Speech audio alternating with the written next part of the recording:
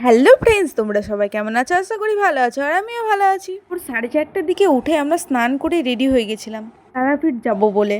মা দিদি তিনজনে মিলে রওনা দিলাম। টোটো করে চলে এলাম আমরা নিমতলা ঘাট। সেখান থেকে আমরা নৌকা পার হয়ে আজিমগঞ্জ জংশন চলে এলাম। সেখানে টিকিট কেটে আমরা ট্রেনে চেপে গেলাম। তারপর ট্রেনটা ছেড়েও দিল। এটা খুব জোরেই চলছিল। তারপর দেখতে না দেখতে নলহাটি জংশন চলে এলাম। তারপরে রামপুরহাটে আমরা নেমে গেলাম। শ্রাবণ মাস বলে স্টেশনে প্রচুর ভিড় ছিল। প্রথমবার আমি এই লাইনে ট্রেনে করে এলাম।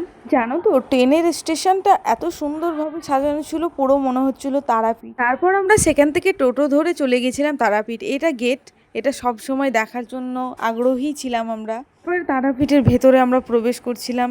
প্রচুর ভিড় ছিল সেই দিন, কোন মাস বলে। তারাপীঠে পুজো দেওয়ার আমার অনেক দিনের ইচ্ছা ছিল।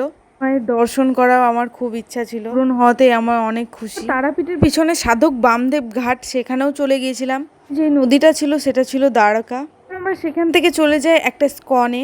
সেই জায়গাটা ছিল প্রায় মায়াপুরের মতো। এই বীরভূম জেলায় একটা মায়াপুরের মতো স্কন মন্দির আছে, এটা আমরা জানতামই না। সেখানে আমরা ঠাকুরের দর্শনও করে নিয়েছি। পিছনে একটা গোশালা ছিল, সেখানেও আমরা গিয়েছিলাম। আমরা যারা যারা তারাপীঠ আসতে চাইছো তারা অবশ্যই এই মন্দিরগুলো ঘুরে নিও। আরও একটা মন্দিরও দেখে নিয়েছিলাম, কিন্তু সেই মন্দিরের ভেতরে কোনো ছবি বা ভিডিও নিতে দেয়নি। তারপর নলহাটেশ্বরী মায়ের দর্শন করে নিয়েছিলাম। আমরা স্টেশন চলে এলাম নলহাটি।